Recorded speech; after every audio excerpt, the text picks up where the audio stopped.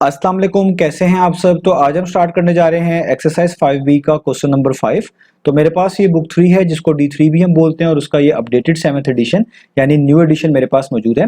तो इस new addition का ये चैप्टर नंबर 5 चल रहा है। मैंने इस चैप्टर के नेम से एक सेपरेट प्लेलिस्ट बनाई हुई है, उसका लिंक नीचे डिस्क्रिप्शन में दे दिया है ताकि आपको इस चैप्टर से रिलेटेड तमाम सोल्यूशन इसी प्लेलिस्ट में आसानी से मिल जाए। इसके अलावा आपको डिस्क्रिप्शन में मेरे सोशल अकाउंट्स के लिंक भी मिल जाएंगे, आप इन्हीं अकाउंट्स के थ्रू अपने क्वेश्चंस को, सजेशंस को मुझ तक भी पहुंचा सकते हैं। तो आइए स्टार्ट करते हैं क्वेश्चन नंबर 5 को। तो अब आपको सामने स्क्रीन पर क्वेश्चन नंबर 5 की जो स्टेटमेंट है वो भी लिखी हुई नजर आ रही है, नीचे ए पार्ट भी लिखा हुआ नजर आ रहा है। तो अगर हम क्वेश्चन नंबर 5 की स्टेटमेंट को रीड करें तो यहाँ पे लिखा हुआ है evaluate each of the following without use of calculator. तो आपको कहा जा रहा है कि क्वेश्चन नंबर 5 के तमाम पार्ट्स को आपने इवेल्युएट करके दिखाना है। इवेल्युएट का मतलब होता है उनकी वैल्यूज को फाइंड आउट करके दिखाना है, और वो भी कैलकुलेटर के यूज के बगैर, यानी आप कैलकुलेटर यूज नहीं कर सकते। तो कैलकुलेटर को यूज किए बगैर ही आपने क्वेश्चन नंबर 5 के तमाम पार्ट्स को इवेल्युएट करना है, उनकी वैल्यूज को फाइंड आउट करके दिखाना है। तो ए पार्ट आप नीचे देख सकते हैं, यहाँ पे लिखा हुआ है स्क्वायर रूट ऑफ 196। तो ये जो रेडिकल साइन है इसको आप पढ़ेंगे स्क्वायर रूट, और इसके नीचे 196 लिखा हुआ है, तो इसलिए आप कहेंगे कि हमने बेसिकली स्क्वायर रूट ऑफ 196 की वैल्यू बतानी है कि किसके इक्वल होता है, यानी 196 का स्क्वायर रूट किसके इक्वल होता है। अब यहां पर एक बात याद रखिएगा कि ये वाला जो रेडिकल साइन है, ये वाला रेडिकल साइन, इसको हम स्क्वायर रूट पढ़ रहे होते हैं, और इसको अभी आप आगे जाके क्वेश्चन नंबर 6 में देखेंगे, ये जो फॉर्म होती है इसको हम बोलते हैं रेडिकल फॉर्म। ये जो भी हमारे पास क्वेश्चन लिखा हुआ है ये रेडिकल फॉर्म में लिखा हुआ है, जिसमें आपको ये वाला साइन जिसको हम रेडिकल साइन बोलते हैं नजर आ रहा है। तो जब हम इसको एक्सपोनेंशियल फॉर्म में लेके जाते हैं ना, एक्सपोनेंशियल फॉर्म का मतलब होता है जब आपको कोई चीज पार्ट्स की फॉर्म में, इंडेक्स की फॉर्म में, आप कह लें एक्सपोनेंट की फॉर्म में नजर आती है, तो हम इस स्क्वायर रूट की जगह पर 1/2 का यूज करते हैं। तो आप स्क्वायर रूट को दो तरीकों से लिख सकते हैं, या तो इस तरह की फॉर्म में जिसको रेडिकल फॉर्म कहा जाता है, या तो इस तरह की फॉर्म में जिसको एक्सपोनेंशियल फॉर्म कहा जाता है। दोनों के मीनिंग स्क्वायर रूट वाले ही होते हैं, तो ये आपने भी ध्यान में रखना है। तो अब हम स्टार्ट करते हैं कि हम किसी भी नंबर का स्क्वायर रूट कैसे फाइंड आउट कर सकते हैं। तो याद रखिएगा किसी भी नंबर का स्क्वायर रूट फाइंड आउट करने के बहुत सारे मेथड होते हैं, उन्हीं में से एक मेथड होता है जिसको हम बोलते हैं प्राइम फैक्टराइजेशन, कि हम वो वाला नंबर जिसका हम स्क्वायर रूट फाइंड आउट करना चाहते हैं, हम उसके प्राइम फैक्टर्स निकालते हैं और उन्हीं की मदद से उस स्क्वायर रूट को फाइंड आउट कर लेते हैं। तो यहां पर भी हम यही मेथड यूज करने जा रहे हैं। तो मैंने 196 का स्क्वायर रूट निकालना है, तो मैं यहां पे लिखूंगा 196 और मैं इसकी प्राइम फैक्टराइजेशन करूंगा, यानी एक तरह के इसके प्राइम फैक्टर्स ढूंढूंगा, यानी इस नंबर को डिवाइड करने वाले प्राइम नंबर ढूंढूंगा। अब आपने हमेशा सबसे छोटे प्राइम नंबर से स्टार्ट करना होता है। तो आप देखें कि क्या ये 196 सबसे छोटा प्राइम नंबर होता है 2, उस पर कंप्लीटली डिवाइड होता है कि नहीं। तो आप देख सकते हैं इस नंबर का लास्ट डिजिट एक इवन डिजिट है, यानी 6 है, यानी जो 2 पर कंप्लीटली डिवाइड होता है। और डिविजिबिलिटी रूल्स आपको आते होंगे कि अगर किसी भी नंबर का लास्ट डिजिट ऐसा हो जो कि 2 के टेबल पर आता हो या 2 पर कंप्लीटली डिवाइड होता हो, तो वो पूरा नंबर भी हमेशा 2 पर कंप्लीटली डिवाइड होता है। तो ये 196 जो है 2 पर डिवाइड होता है, तो आप इसलिए यहां पे लिखेंगे 2 98 टाइम्स अगर आप करें तो कितना आता है 196। तो देखिए आपने पहला प्राइम फैक्टर एक तरह का ढूंढ लिया। तो ये इस तरीके से हमने इसको आगे लेके चलना होता है। अब अगेन 98 के लिए भी सेम प्रोसेस होगा कि फिर से देखें कि सबसे छोटा प्राइम नंबर कौन सा है जो इसको डिवाइड करता है। अब 98 का भी लास्ट डिजिट 8 है, अगेन इवन नंबर है, तो इसका मतलब ये पूरा 98 भी जो है कंप्लीटली 2 से डिवाइड होगा। तो 98 भी 2 पर डिवाइड होता है। तो अब कितने टाइम्स होता है, आप लिखेंगे 2 49 टाइम्स कितना होता है 98, आप डिवीजन करके भी देख सकते हैं आसानी से। अब 49 को देखें तो ये 2 पर डिवाइड नहीं होगा, वैसे भी इसका लास्ट डिजिट भी आप देख लें वो 9 है, तो ऐसा नंबर जिसका लास्ट डिजिट इवन ना हो तो वो 2 पर डिवाइड कंप्लीटली नहीं होता। तो 49 तो नहीं होगा 2 पर। इसके बाद 3 आप देख लें तो 3 पर भी नहीं होगा। 4 वैसे भी आपके पास एक प्राइम नंबर नहीं है। 5 आप देखें वो एक प्राइम नंबर है, उस पर भी डिवाइड नहीं होता। 6 आप छोड़ दें, 7 को आप नोटिस करें तो इस 7 पे डिवाइड होगा। तो 7 एक प्राइम नंबर आपको मिला जिसपे जो कि इस 49 को कंप्लीटली डिवाइड करेगा। तो आपको पता है 7 टाइम्स कितना होता है 49, और आखिरी 7 ही है, प्राइम नंबर हमेशा अपने आप ही पे डिवाइड होता है, यानी 7 इससे डिवाइड होगा। तो 7 1 टाइम्स 7, तो जब ये नीचे 1 आ जाए इसका मतलब आपकी एक तरह की आपने प्राइम फैक्टराइजेशन जो है एक तरह की कंप्लीट कर ली है। अब आपने लिखना क्या होता है, अब आप इसी स्क्वायर रूट को लिखेंगे 196 और आगे इसी तरीके से ये स्क्वायर रूट या रेडिकल साइन आप इसको बोल सकते हैं भी, फिलहाल इस तरह लिखेंगे, और इन तमाम फैक्टर्स को जो कि प्राइम फैक्टर्स होते हैं इनको प्रोडक्ट फॉर्म में लिखेंगे। ये 2 दफा 2 आ रहा है तो आप यहाँ पे लिखेंगे 2 दफा 2। मल्टीप्लाई का साइन 2 दफा 7 आ रहा है तो आप यहाँ पे लिखेंगे 2 दफा 7। और एक बात यहाँ पर ये भी याद रखिएगा, जब भी आप स्क्वायर रूट्स निकालते हैं आप कोशिश करते हैं कि आपके पास जो यहाँ पर ये प्रोडक्ट लिखा हो प्राइम फैक्टर्स का, ये इनमें दो चीजें एक एक जैसी हों, क्योंकि उससे आपका स्क्वायर रूट फाइंड आउट करना आसान हो जाता है। लेकिन ये जरूरी नहीं होता कि हर बार आपको ऐसे प्राइम फैक्टर्स मिले जो कि 2 का पेयर बन सकें, 2 एक जैसे हों। लेकिन कोशिश ये की जाती है कि अगर मिल रहे हो तो आप 2 एक जैसों का पेयर बनाएं। जिस तरह यहाँ पर ये एक पेयर है कंप्लीट 2 2, ये एक पेयर है 7 7 सेम सेम, तो इस तरीके से आप करते हैं।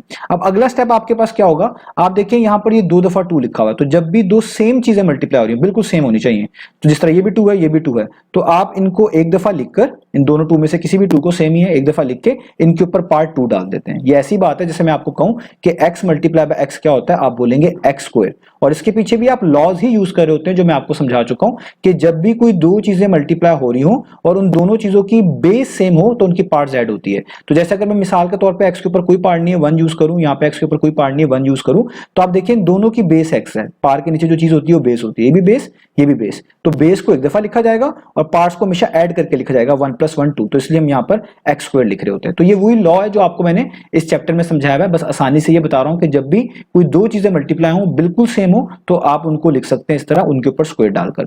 यही सेम लॉ आपने यहाँ पे भी यूज करना है, मल्टीप्लाई वैसे का वैसे 7 मल्टीप्लाई बाय 7 है, दोनों सेम 7 है, तो इसका मतलब आप लिख सकते हैं 7 का स्क्वायर। अगर ये 3 दफा होते हैं तो 7 का क्यूब लिखते हैं, इस तरह चीजें वर्कआउट होती हैं। ऊपर ये रेडिकल का जो आपके पास साइन है ये वैसे का वैसे। अब अगला स्टेप क्या होगा आपके पास, अब अगला आप स्टेप ये कर सकते हैं कि आप देखें इस 2 के ऊपर भी स्क्वायर है, इस 7 के ऊपर भी स्क्वायर है, ये भी आप प्रॉपर्टी पढ़ चुके हैं, आपकी बुक में मेंशन है कि जब भी कोई दो चीजें या दो से ज्यादा भी हो सकती हैं प्रोडक्ट फॉर्म में लिखी हो और उनके ऊपर पार एक जैसी हो, तो आप उन सबको मिलाकर एक दफा ही होल पार की फॉर्म में लिख सकते हैं।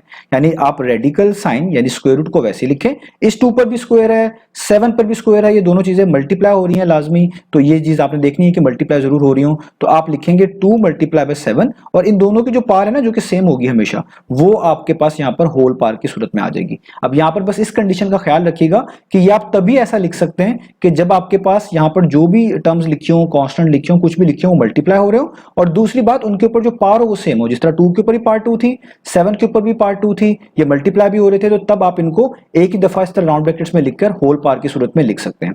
अब यहां तक लिखने का फायदा ये होगा कि ये जो स्क्वायर है ना ये हमेशा स्क्वायर रूट से कैंसिल आउट हो जाता है, और इसकी वजह क्या होती है मैं आपको यहाँ पे बताता हूं कि अगर हम यहाँ पे इस चीज को दोबारा से लिखें 2 मल्टीप्लाई बाय 7 का स्क्वायर, तो मैंने आपको अभी ऊपर समझाया कि स्क्वायर रूट को एक्सपोनेंशियल फॉर्म में जब हम लिखते हैं तो इसकी जगह पे 1/2 का यूज करते हैं।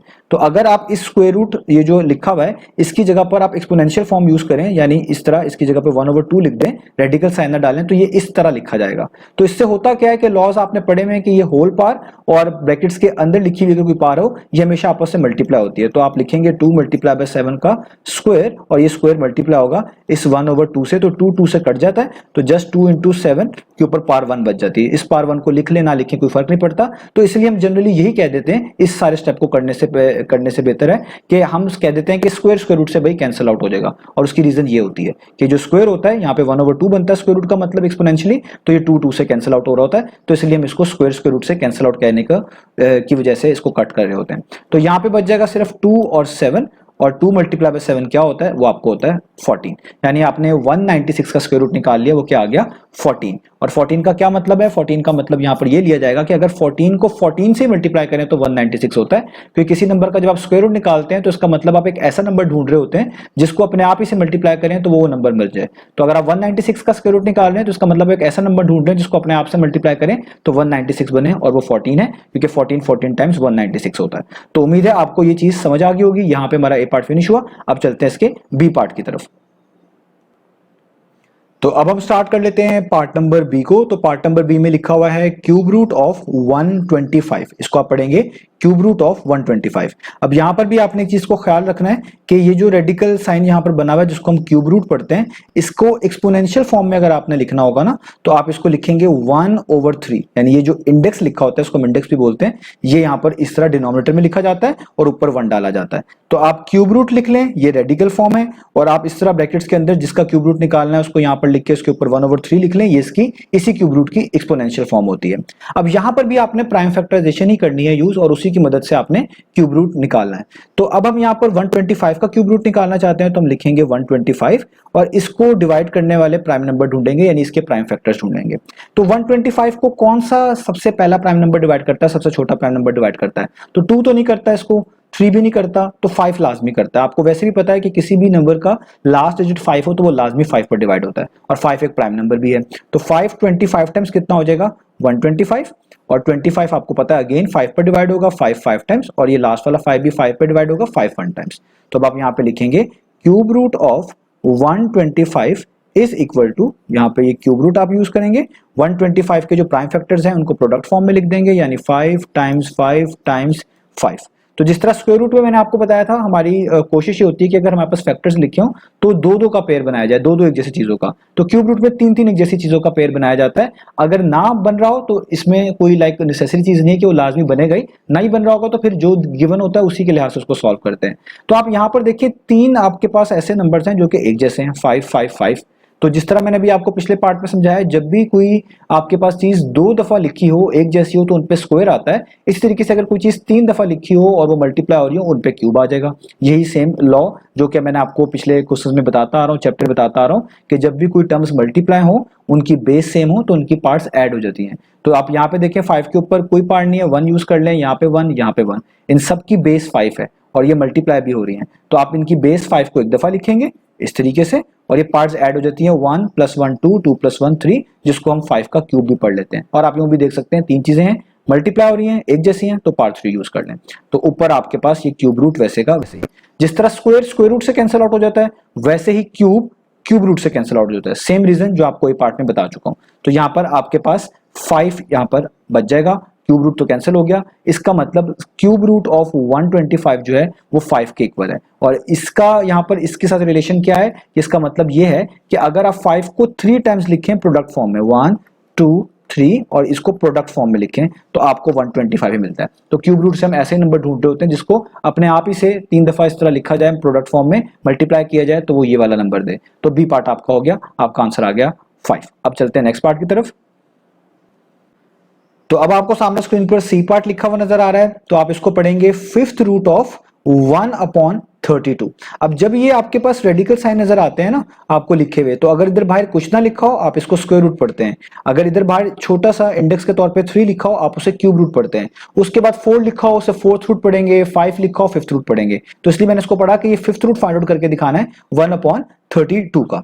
अब अगेन यहां पर भी ये चीज दोबारा से आपने याद रखनी है कि अगर 5th रूट लिखा हुआ आ जाए तो ये रेडिकल फॉर्म में चीज लिखी होती है। तो एक्सपोनेंशियल फॉर्म में अगर आप 5th रूट को रिप्रेजेंट करना चाहेंगे तो आप अगेन ये जो इंडेक्स है इसको डिनोमिनेटर में लिखेंगे, इसको हम इंडेक्स बोलते हैं। ये 5 है जिसको आप डिनोमिनेटर में लिखेंगे और इसके ऊपर 1 का यूज कर देंगे। तो एक्सपोनेंशियल फॉर्म में ये ऐसे लिखा जाएगा, रेडिकल फॉर्म में ये ऐसा लिखा जाएगा। ये आपने अपने ध्यान में रखना है। अब यहां पर भी आपने यही करना है। तो आपके पास कोई भी हो, स्क्वायर रूट हो, क्यूब रूट हो, कोई भी रूट आपने फाइंड आउट करने हो, आप हमेशा प्राइम फैक्टराइजेशन की मदद ले सकते हैं। अब यहां पर आप देखें दो अलग अलग नंबर्स हैं, एक ऊपर 1 मेंशन्ड है और एक 32 मेंशन्ड है। तो 1 की तो प्राइम फैक्टराइजेशन करने की जरूरत नहीं है भाई, 1 को तो डिवाइड करने वाला 1 ही होता है और हम इससे ज्यादा सॉल्व नहीं कर सकते।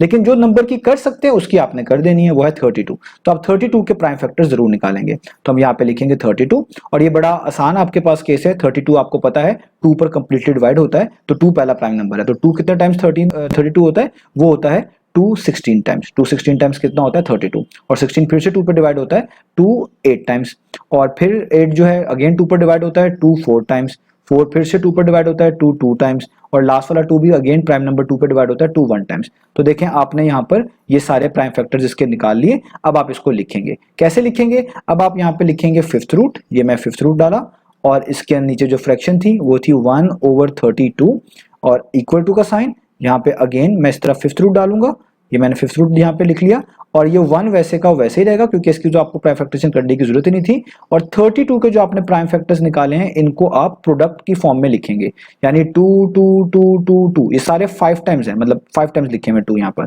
तो आप इनको लिखेंगे 2 टाइम्स 2 टाइम्स 2 टाइम्स 2 टाइम्स 2, 1 2 3 4 5, ये यहाँ पे 5 2 हो गए पूरे। अब अगला स्टेप क्या होगा? अब ये इंपॉर्टेंट चीज है, जिस तरह मैंने आपको बताया स्क्वायर रूट में हम कोशिश करते हैं दो दो एक जैसे नंबर्स को पेयर अप करें, क्यूब रूट में कोशिश करते हैं 3 3 एक जैसे नंबर्स को पेयर अप करें। तो यहाँ पे 5th रूट है तो ऑब्वियस बात है यहाँ पे कोशिश करेंगे कि 5 5 एक जैसे नंबर्स को पेयर अप करें ताकि चीजों को सॉर्ट आउट करना आसान हो। तो आप यहाँ पर देख भी सकते हैं ऊपर तो सिंगल 1 ही है, तो उसमें तो हम कुछ भी नहीं कर सकते चेंज, तो उसको तो आप सिंगल 1 ही रहने दें। 5th रूट को बाहर वैसे ही लिखे रहने दें, ये लाइन वैसे ही। अब ये 2 जो है 5 टाइम्स यहाँ पे लिखा हुआ है। तो जिस तरह मैंने आपको बताता आ रहा हूं कि अगर कोई दो चीजें मल्टीप्लाई हो रही हो, वो बेस के लिहाज से एक जैसी हो, बिल्कुल एक जैसी हो, उनके ऊपर स्क्वायर आता है। तीन एक जैसी चीजें मल्टीप्लाई हो रही हूं, बिल्कुल एक जैसी हूं, उनके ऊपर क्यूब डाला जाता है। इसी तरीके से अगर 5 एक जैसे नंबर्स लिखे हुए हैं, वो प्रोडक्ट फॉर्म में लिखे हुए मल्टीप्लाई हो रहे हैं, तो उनके ऊपर पावर 5 डाल दी जाएगी, क्योंकि यहाँ पे 2 5 टाइम्स लिखा हुआ है, तो आप इसको लिखेंगे 2, और जी के 5 दफा लिखा हुआ है वो 5 को एज अ पार आप यहाँ पर ऊपर लिखेंगे। और ये लॉ नंबर एक तरह का 1 ही आई थिंक सो, जो मैंने आपको बता चुका हूं कि जब भी कोई भी टर्म्स मल्टीप्लाई हो और वो बेस के लिहाज से सेम हो, उनकी बेस सेम हो, तो उनकी पार्ट्स को ऐड कर दिया जाता है, ऐड करके लिखा जाता है, और बेस को एक दफा लिखा जाता है। तो आप इनकी पार्ट्स देखिए, सबकी 1 1 1 है, तो ये 1 + 1 2, 2 + 1 3, 3 + 1 4, 4 + 1 5, तो देखिए पावर 5 है और सबकी बेस 2 है, तो 2 एक दफा लिखा हुआ है। तो यही बेसिकली लॉ ही होता है, जिसको हम ऐसे भी इंटरप्रेट कर लेते हैं। अब अगला स्टेप क्या होगा? अब अगला स्टेप ये है कि आपके पास यहाँ पर आप देख सकते हैं 1 जो है ना, आप इसको 1⁵ भी लिख सकते हैं। क्यों मैं 1 को 1⁵ लिख सकता हूं? क्योंकि 1 के ऊपर कोई भी इस तरह पॉजिटिव पावर यूज कर ली जाए, इसके आंसर में कोई भी तब्दीली नहीं आती, ये हमेशा 1 ही रहता है। अब इससे इसको करने का फायदा क्या होगा? हम इससे एक आसानी लेंगे जिसमें हमें इस चीजों को सिंप्लीफाई करना और भी आसान हो जाएगा। तो मैं अगर यहाँ पे लिख भी लूं कि 1 के ऊपर भी पावर 5 है, तो कोई फर्क नहीं पड़ता, क्योंकि 1⁵5 अगेन क्या होता है? वो 1 ही होता है, ठीक है। और नीचे 2⁵5 वैसे का वैसे ही है, और यहाँ पे ये 5th रूट इसके ऊपर वैसे का वैसे ही है। अब यहाँ पर हम एक प्रॉपर्टी यूज कर सकते हैं कि जब भी कोई ऐसी फ्रैक्शन लिखी हो जिसमें न्यूमरेटर में और डिनोमिनेटर में जो रियल नंबर्स हो उनके ऊपर पावर एक जैसी हो, तो आप उसको इस फॉर्म में लिख सकते हैं, ये 5th रूट वैसे का वैसे ही, 1 वैसे ही, 2 वैसे ही, और ये जो दोनों की पावर एक जैसी थी ना, इसको आप इस तरह ब्रैकेट डालकर बाहर एज अ होल पावर एक दफा ही लिख सकते हैं। ये सिर्फ आप तब भी कर सकते हैं जब कोई चीज फ्रैक्शन में इस तरह लिखी हो और आप उन दोनों जो टर्म्स लिखी हुई है उनकी होल पार्ट जो है ऊपर जो मेंशन है वो सेम हो। जिस तरह 1 के ऊपर भी 5 है, 2 के ऊपर 5 है, तो आप इस फॉर्म में लिख सकते हैं। और अगर कोई चीज मल्टीप्लाई हो रही हो और उधर भी वो आपके पास जब मल्टीप्लाई हो रही हो उनकी जो पार हो वो एक जैसी हो, उधर भी प्रोडक्ट फॉर्म में उनको एक ही दफा उनकी होल पार्ट डाल के एक जैसा लिख सकते हैं, जो मैंने आपको पिछले कुछ पार्ट्स में जो है समझाया भी है। अब इससे फायदा क्या होगा? ये जो होल पार्ट बन जाएगी ना, तो ये होल पार्ट जो है 5 है और ये रूट भी 5 है, 5th रूट है, तो ये होल पार्ट 5 और 5th रूट हमेशा कैंसिल आउट हो जाते हैं। और इसकी वजह वही है जो पहले भी समझा चुका हूं कि 1/2 की पावर 5 है, और इस आप जो ये 5th रूट है इसको आप लिख सकते हैं एक्सपोनेंशियल फॉर्म में 1/5 के इक्वल। मैंने आपको ऊपर बताया कि अगर आप रेडिकल साइन हटाएं तो इसकी पावर की फॉर्म में एक्सपोनेंशियल फॉर्म में इसको 1/5 लिखा जाता है। तो क्योंकि हम लॉ पढ़ चुके हैं कि पार्ट्स और ऊपर होल पार्ट जब इस तरह आती हैं वो आपस में मल्टीप्लाई होती हैं, तो जब ये 5 मल्टीप्लाई होगा 1/5 से कट जाता है, तो सिर्फ 1/2 बचेगा और उसके ऊपर ये 1 पावर बचेगी, जिसको आप लिखे या ना लिखे कोई फर्क नहीं पड़ता। तो इसलिए हम यहाँ पर कह रहे हैं कि जो 5 होल पावर है ये 5th रूट से क्या हो जाता है? Cancel out. तो सिर्फ क्या बच जाएगा? 1/2। तो यही हमने फाइंड आउट करके दिखाना था। तो ये हमारे पास सी पार्ट भी हो गया और हमने इसका आंसर निकाल लिया 1/2। अब चलते हैं डी पार्ट की तरफ। तो अब आपको सामने स्क्रीन पर पार्ट नंबर डी लिखा हुआ नजर आ रहा है, तो इसको आप पढ़ेंगे 4th रूट ऑफ 16/81। तो आपने 16/81 या 16/81 का 4th रूट फाइंड आउट करके दिखाना है। तो यहाँ पे इंडेक्स 4 है, तो आप इसको पढ़ेंगे 4th रूट। अगेन यहाँ पर पहले बता दूं कि 4th रूट ये जब इस तरह आप लिखते हैं ये रेडिकल फॉर्म है, और अगर आप इसी रेडिकल साइन को इन एक्सपोनेंशियल फॉर्म में लिखेंगे, इन एक्सपोनेंशियल वे रखेंगे, तो इस 4 को आप इस तरह लिखेंगे 4 डिनोमिनेटर में और इसके ऊपर 1। तो ये इस फॉर्म में कोई चीज लिखी हो इसको हम एक्सपोनेंशियल फॉर्म बोलते हैं, इस फॉर्म में कोई चीज लिखी हो उसको हम रेडिकल फॉर्म बोलते हैं। तो स्टार्ट कैसे करेंगे? अगेन हम प्राइम फैक्टराइजेशन करेंगे। किसकी? जो भी इन रूट्स के नीचे नंबर्स लिखे होते हैं उन तमाम की। यहाँ पे 16 की भी करनी पड़ेगी और 18 की भी करनी पड़ेगी। तो जल्दी से कर लेते हैं। तो यहाँ पे लिखते हैं 16 को डिवाइड करने वाला सबसे छोटा प्राइम नंबर 2 है। 2 8 टाइम्स 16 होता है, 8 अगेन 2 पर डिवाइड होगा, 2 4 टाइम्स 8 होता है, ये फिर से 2 पर डिवाइड होगा, 2 2 टाइम्स 4 होता है, और लास्ट में ये 2 फिर से 2 पे डिवाइड होगा, 2 1 टाइम्स 2 होता है। इस तरह आपने 81 की भी जो है प्राइम फैक्टराइजेशन करनी है। तो 81 2 पर तो डिवाइड नहीं होता, लेकिन 81 3 पर जरूर डिवाइड होता है, 3 भी प्राइम नंबर है।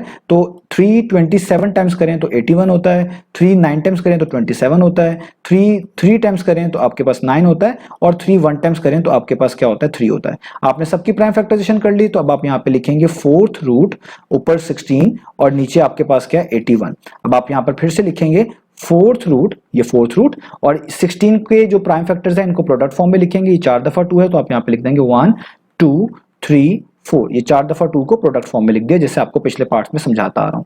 इधर 81 की भी आपने प्राइम फैक्टराइजेशन की हुई है, उसके प्राइम फैक्टर्स निकाले हैं। यहाँ पे 4 दफा 3 है, तो आप यहाँ पे 3 को 4 दफा लिख देंगे प्रोडक्ट फॉर्म में, 1 2 3 और 4। अब आगे आपको पता ही है, मैं आपको ये लॉ जो है बताता आ रहा हूं कि जब भी कोई चीजें मल्टीप्लाई होती हैं और वो एक जैसी हो, तो वो जितनी दफा आ रही होती हैं वो एज अ पार उनको उसी फॉर्म में लिखा जाता है। यानी अगर आप नोटिस करें यहाँ पर कि ये 2 1 2 3 4 टाइम्स आ रहा है, तो आप इसको लिख सकते हैं 2 raised to power 4। और ऊपर ये जो फोर्थ रूट है ये वैसे का वैसे ही आएगा।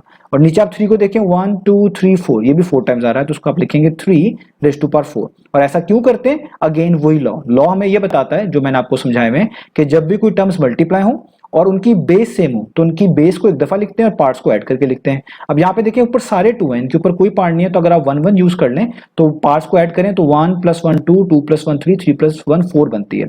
और बेस सबकी 2 है तो देखिए बेस को एक दफा लिखा हुआ है और ऊपर पार को ऐड करके लिखा हुआ है। इधर भी यही सेम रूल कि सबकी बेस 3 है तो देखें बेस को एक दफा लिखा हुआ है, सबकी पार्ट्स अगर आप 1 भी लिख लें कोई फर्क नहीं पड़ता, तो पार्ट्स को ऐड भी करेंगे तो भी 4 ही बनता है। तो इस तरह हम इसको इंटरप्रेट कर लेते हैं।